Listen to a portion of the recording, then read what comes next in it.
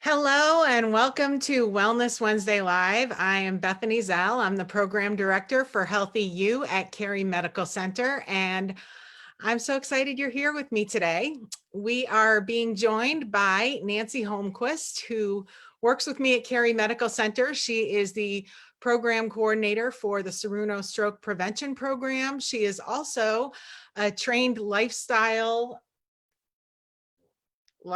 coach, sorry, Nancy, Okay. for the Prevent T2, otherwise known as the National Diabetes Prevention Program.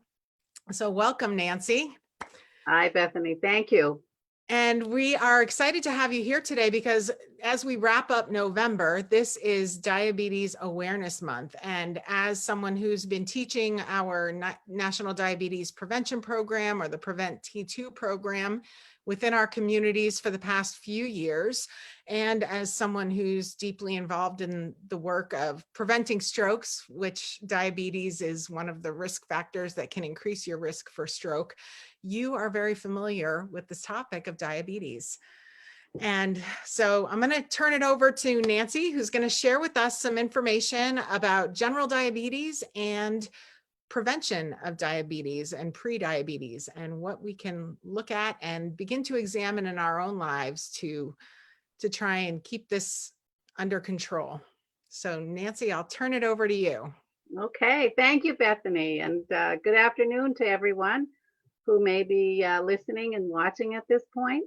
I'd like to just say for a moment that the Siruno Stroke Prevention Program is named for Dr. Cesar Siruno, who was a longtime surgeon at Cary Medical Center. And after his untimely death, his family set up this endowment with Jefferson Cary so that stroke education would be taught not only to the medical community, but also to the community at large. And that's where I fit into this picture.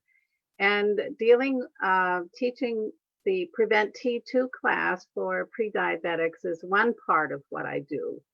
And I will just stick with diabetes and pre-diabetes today. Unfortunately, there is no way to make diabetes pretty.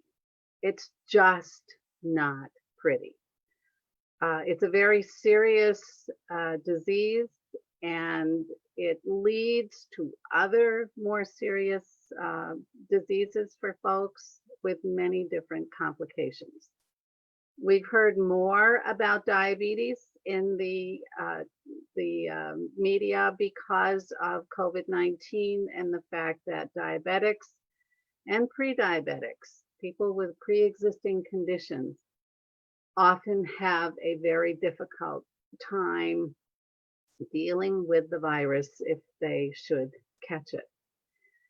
The United States has about 34.2 million people who have been diagnosed with diabetes. That means about 1 in every 10 people have diabetes. 90 to 95% of those people are type 2 diabetics, and it just simply means that their body cannot use the insulin that's been produced in a proper way. The scary part for diabetics is that with that large number, 34.2, 1 in 5 people have not been diagnosed yet. They don't know they have it. There are many people who walk around day after day not feeling well, wondering why they are exhausted, why they have headaches, why they feel shaky if they don't eat, and a lot of symptoms like that that are just plain not fun to have. And we tend to just put up with a lot of ill health feelings and not know how to take care of that. Having diabetes is very expensive. It's expensive if you are the one who's paying the medical bill for it. you generally spend twice as much money on medications and doctor visits or hospital visits um, than other folks. And diabetics tend to have a higher incidence of missing work and therefore using up sick time or loss of wages, and not to mention what it does for the business or the employer, whatever the job is.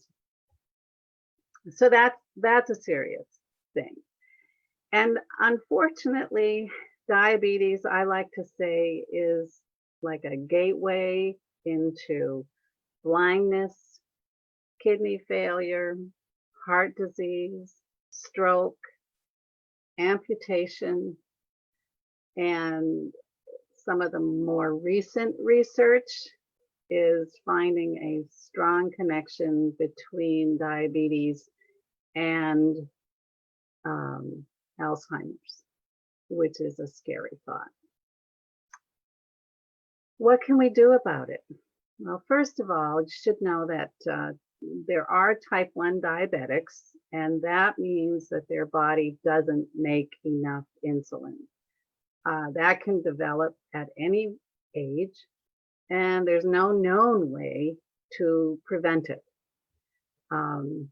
In adults, type 1 diabetes accounts for approximately 5 to 10% of all diagnosed cases of diabetes.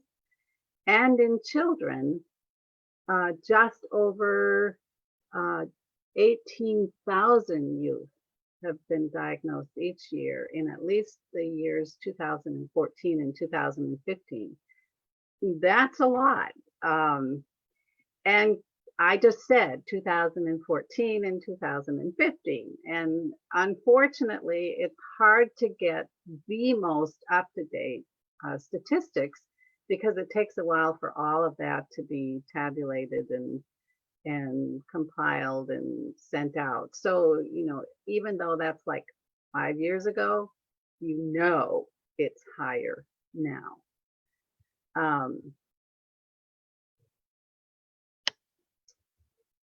Risk factors for type 2 diabetes are being overweight, having a family history, not being physically active, and being 45 or older.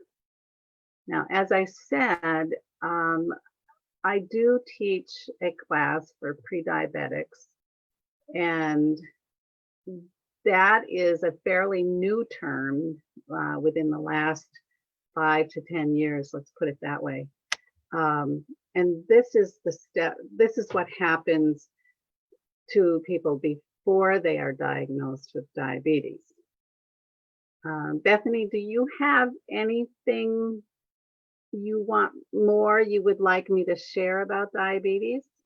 Well, I thought it was interesting, and we had kind of talked a little bit about it before we came online, was that this year the American Diabetes Association is really focusing on the youth population for their awareness campaigns. And so I had brought up to you prior to coming on our live, why is that? Is this such a prevalent problem with younger people? Are we seeing more like pre-diabetes within that population, or are we seeing outright cases of diabetes, type 1 diabetes, or even type 2 diabetes? Where is that prevalence? And it was actually pretty interesting what you shared. Well, it's actually both pre-diabetic children and diabetic children.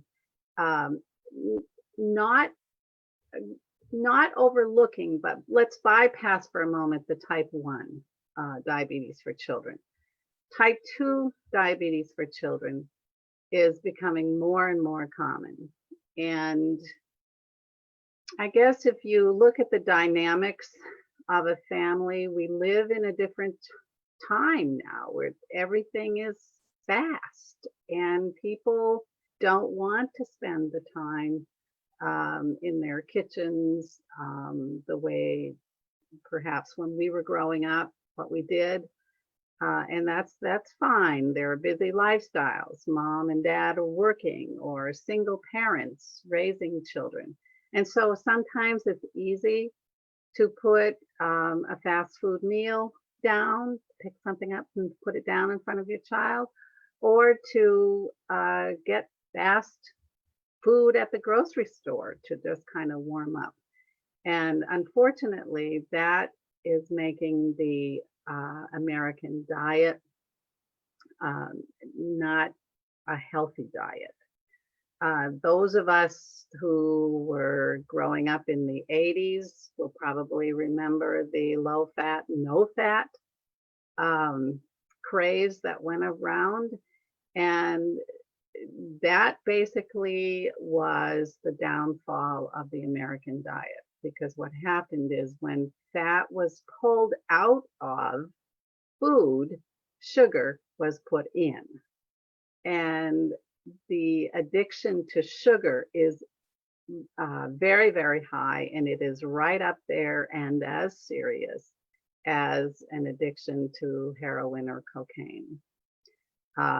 There many agencies are still behind the 8 ball on the most recent research that indicates that the research that was done back in the 80s that led to pointing the finger at fat was done to take the attention off sugar and what was being determined to be a factor for increase in health issues. And so when that occurred, the American diet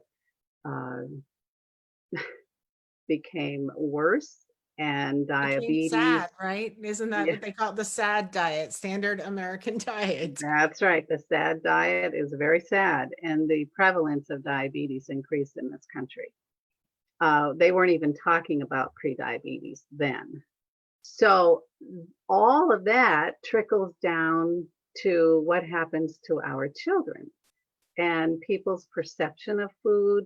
And children don't go out and buy the groceries. So they may hear at school, they may hear that this is better for you and this and this and this, but they know that's not what they are getting at home, but they're not the ones who are out buying the groceries. And so oftentimes for a child, if there's a fairly high percentage of obesity and leading to diabetes, if even one parent is overweight, if both parents are overweight, there's a very good chance the child will be overweight also, with the same sorts of risks that adults have for developing diabetes or prediabetes. Now, what is the difference?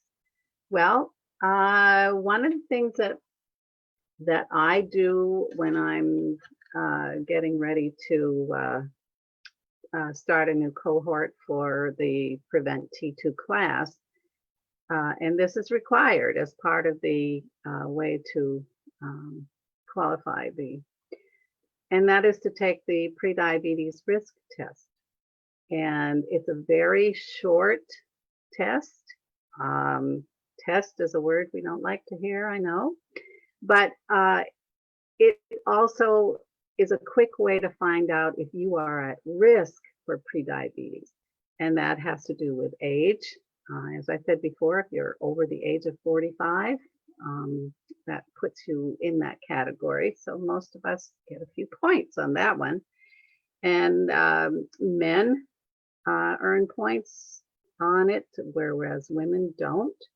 But women get points if they had gestational diabetes when they were pregnant. If you have a mother, father, brother, sister, or brother, with diabetes, then you get points. If you've ever been diagnosed for high blood pressure, there's a connection there. If you are not physically active, you get a point. And then there's a way to determine your how many points you get for your weight.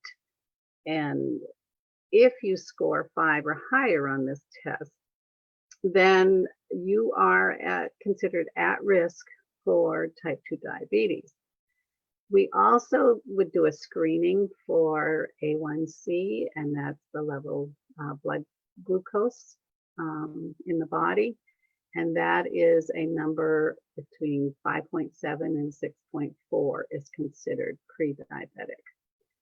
If you have if you are overweight according to the charts and you have a body mass index of above 25, then you would also meet the criteria for the program. So not anybody can just get into this class for pre-diabetics. But the Prevent T2 program is an evidence-based program. And that means that it has collected a lot of data and has been proven to help people reduce their weight. So to help prevent prediabetes and to help control diabetes, there are two major objectives. And one is to make some lifestyle, we often say lifestyle change. I prefer to say lifestyle choice, because we don't resist, we resist change, but we don't resist so much when it's our own choice. So the choices that we make about food, and also trying to either step up our activity minutes or to get started with some sort of activity, are the two main ingredients, so to speak, or criteria, whatever, to prevent diabetes. And those are also important things for diabetics to be keeping in mind also, and to be able to lower their A1C numbers. So 6.5 and up is when you are diagnosed with diabetes, and 5.7 to 6.4 on an A1C test, which is the most common and the easiest to do. There are other tests that blood tests that can be done, but we speak in terms of that percentage with the A1C. I love that that the verbiage, the choice, because, and I was trained as one of the National Diabetes Prevention Program wellness, again, can't remember this title, saved my life, wellness coaches. And I love that the program is really intended at the foundation to kind of equip and empower you to make these small choices. And again, it's not about turning your life upside down and changing everything temporarily. It really is that hope that the changes that they make, or the choices that they make to make those changes, will be implemented for life and continue to progress and make progress. That is right. And I think it's important to note that it's not a diet. This is not a diet. It's why it's referred to as a lifestyle change. And I've just gone one step further and injected lifestyle choice. Because it really has to be a choice. I mean, if it's something that's forced on you, you're immediately repulsed. You're like, I don't want it. I'm not interested. We always think short term when we think about diets. It's like, I'm not going to be on this forever. You've got a short-term goal maybe in mind, and it's hard to sustain radical changes that come in the form of these, extreme diet programs and protocols. To sustain those long-term is unreasonable, and it's, very difficult. So when you look at making these incremental changes, that's one of the things I really do love about that Prevent T2 program, is that incremental. You're not telling them to change everything all at once, just build up. If you've not been active, looking at ways you can just add a little bit, even if it's 5 minutes, even if it's, just walk into your mailbox and back. I love that. I love that. I like the book called The Obesity Code by Dr. Jason Fung. And he says every diet works until it doesn't. And oftentimes people are able to lose weight, and then as soon as they resume or change that eating, the weight goes back on.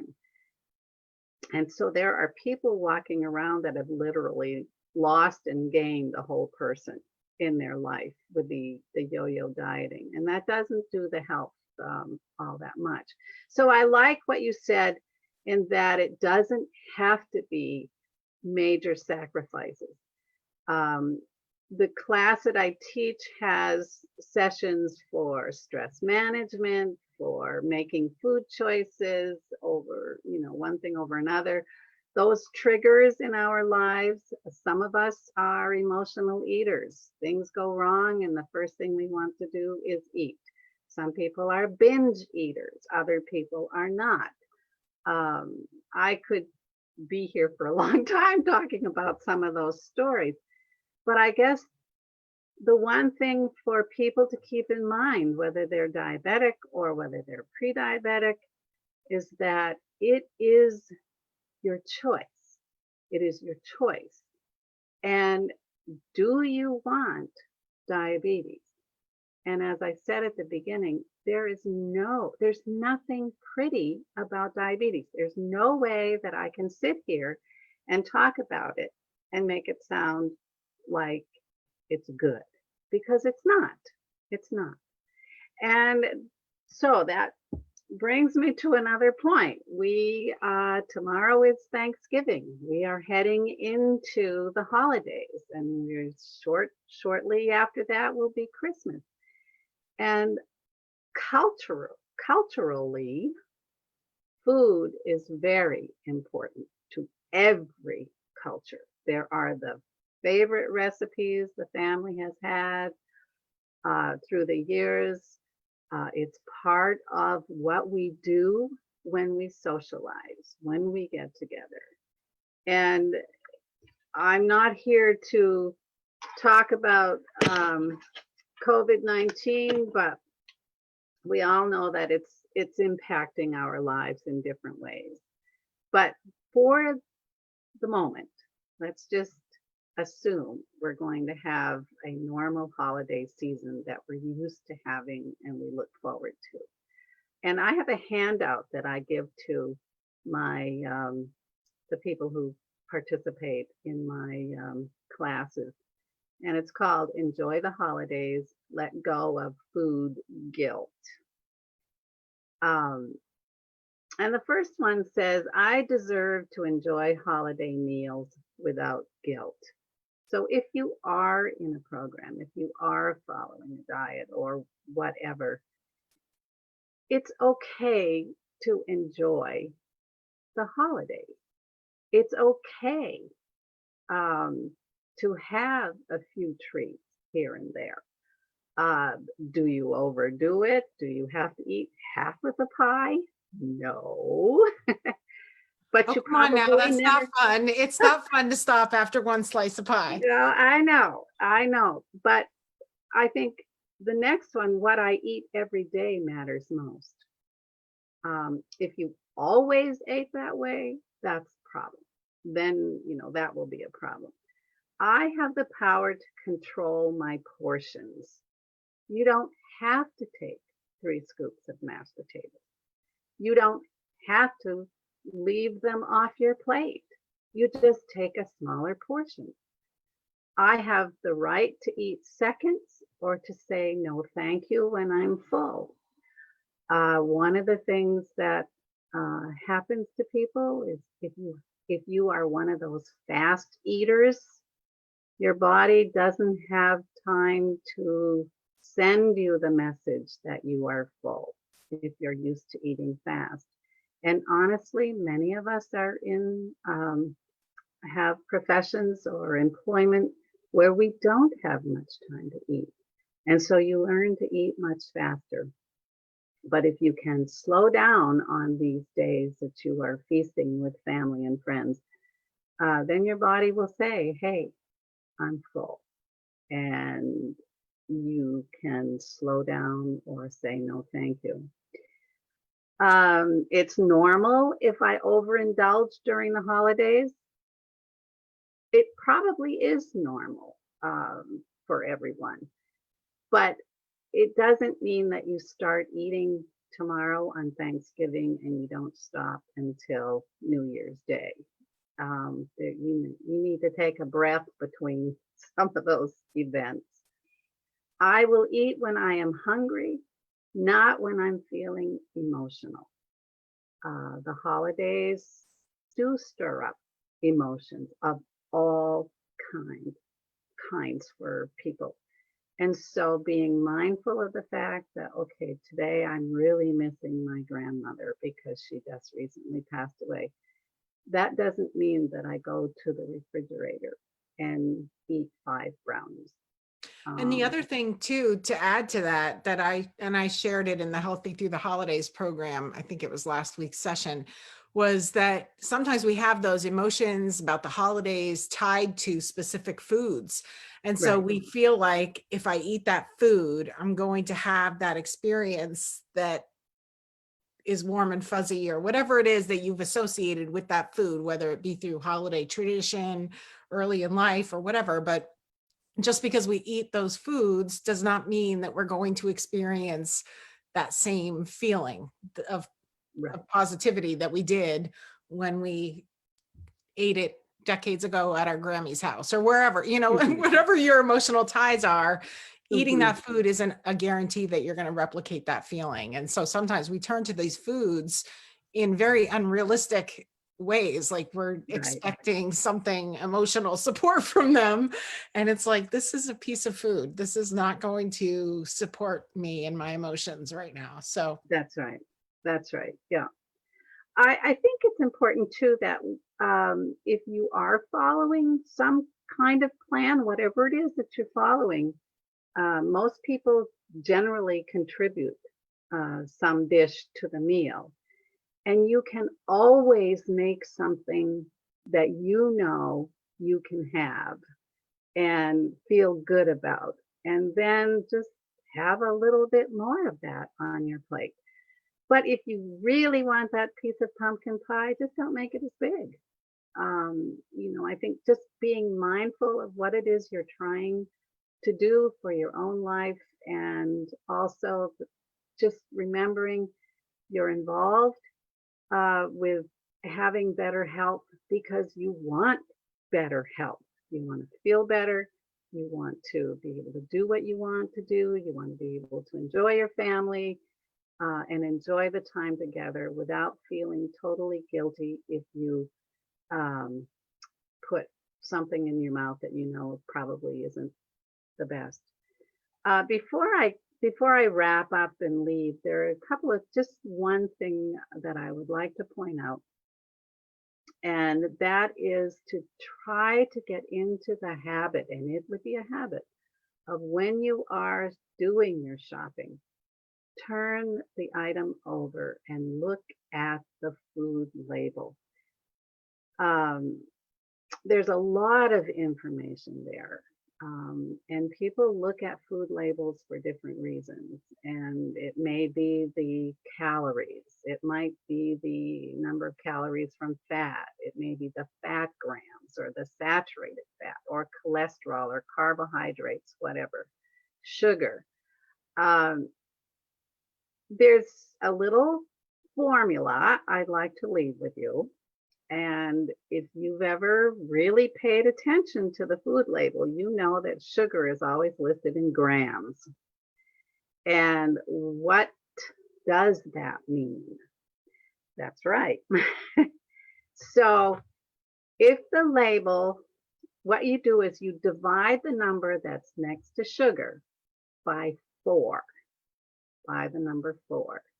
And that will tell you how many teaspoons of sugar is in that serving side, which is another thing to pay attention to. That can of baked beans is pretty easy to down, but I think you'll find that it's a small can is probably 2 point something servings. So you need to know how much is in a serving, and that food label reflects the serving size. So I can remember when we were growing up, if it was breakfast and we were going to have cereal and all that was left in the cupboard for a bowl was a soup bowl, you filled it up and ate the whole thing. But that's not a serving size. So remember that 4 grams, or the number 4 divided into the sugar, will tell you how many teaspoons of sugar. Another one That can be is extremely eye-opening, I'll tell you, when ab when you first start doing that, and it's like, what? right, Yeah, right. it's That illuminating. that iced tea, sweet tea, that probably has 60 grams of sugar in it. Divide that by 4. That's a lot of sugar. The other one is the sodium. Um, that's something that people, first of all, your body needs to have a certain amount of sodium or salt, but how much? A 1/4 of a teaspoon of salt represents 600 milligrams on that food label. Now, what is 1/4 of a teaspoon? Just for the fun of it, just take a blank piece of paper and shake on salt on that paper, and then take the 1/4 teaspoon and dump the salt into that spoon. And I don't think there would be very many people that really could stand food with 1/4 teaspoon of salt, that you have put on your food. However, you look at some food labels and you can very easily find 600 milligrams or more of sodium. But all of the other ingredients, it's a quite a chemistry experiment to put all of those ingredients together so it doesn't taste too salty, it doesn't taste too sweet, it doesn't taste too sour, whatever. But look at those labels. Pay attention. And I think a rule of thumb is if it looks like sugar on the label and it has 2 or 3 different types of sugar in it, it's probably not a good idea. And also, if the words are so long you need your dictionary to be able to pronounce them, it's probably a good idea to not be eating those foods, because those are chemical formulas and your body doesn't recognize that. And that's part of the demise for our own personal health. And mind the stress level. Recognize that stress is normal in your life, but what is normal stress for you and what is beyond what I can handle right now.